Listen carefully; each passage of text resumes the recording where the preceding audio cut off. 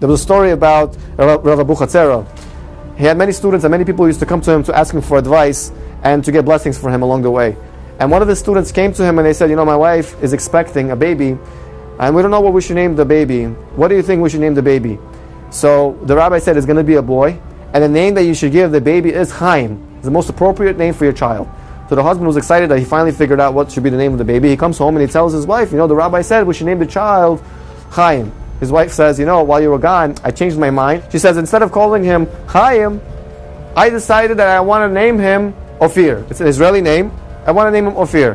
He says, but the rabbi said we should name him Chaim. He says, I know, but I made up my mind. The name of the one this child to be is Ophir. So he goes the next day to the rabbi. He says, Rabbi, my wife, she wants to name the child Ophir. I know you said Chaim, but this is what my wife likes. She likes the name Ophir. She does not. She's not interested in that name Chaim. She doesn't find it to be such a nice name. So the rabbi said, don't worry. Let her call the child whatever she wants, and you can name him whatever you want. But in the end of the day, his name is going to be Chaim. So he didn't know what that means. Now we all know the day of the brit, when the father calls out the name of the child, and he announces it, that's the name that's going to last with the child for the rest of his life. They cannot change that name. So they couldn't understand, what does that mean? If that's the name we're going to give him, Ophir, then that's the name he's going to have. So he goes back to his wife, he tells her what the rabbi said. The rabbi said we can call him whatever we want, but the name of the child is going to be Chaim. So the wife laughed and she says, we'll see about that, we're going to call him Ophir.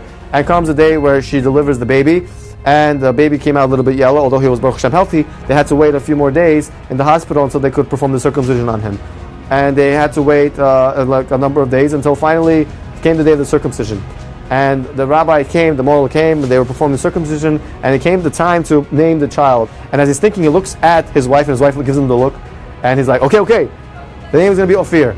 And the rabbi announces, Ophir, and the wife starts laughing. You see, we said it's going to be Ophir, that's the name he's going to have, the rabbi was wrong. And suddenly runs in the nurse, and she looks pale. She says, I'm so sorry, I'm terribly sorry, I made a very big mistake. She says, what happened? She says, this child is not yours. Why?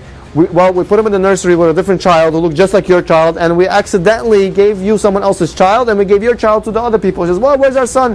He says, well, actually, your son just had a brit as well. The other family had a brit, because they were both born yellow a little bit, so they had to wait, and now they both had a brit at the same time, and they just named your child. And what do you think they named the child? Chaim. And that was a name that stuck with him for the rest of his life. And this guy was stuck with the name Ophir.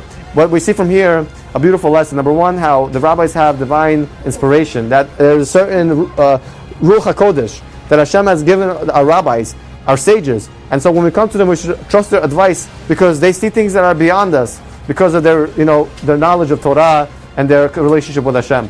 But I think another lesson we could take from here perhaps is that Hashem gives the Siyat D'Shmaya when you name your child. That Hashem gave the Siyat D'Shmaya to these parents who named the child Ophir, and to those parents who named the child Chaim, because this is a name that was destined for them. And most of all, I think the greatest lesson we could take from here is that if something is meant for you, it's meant for you.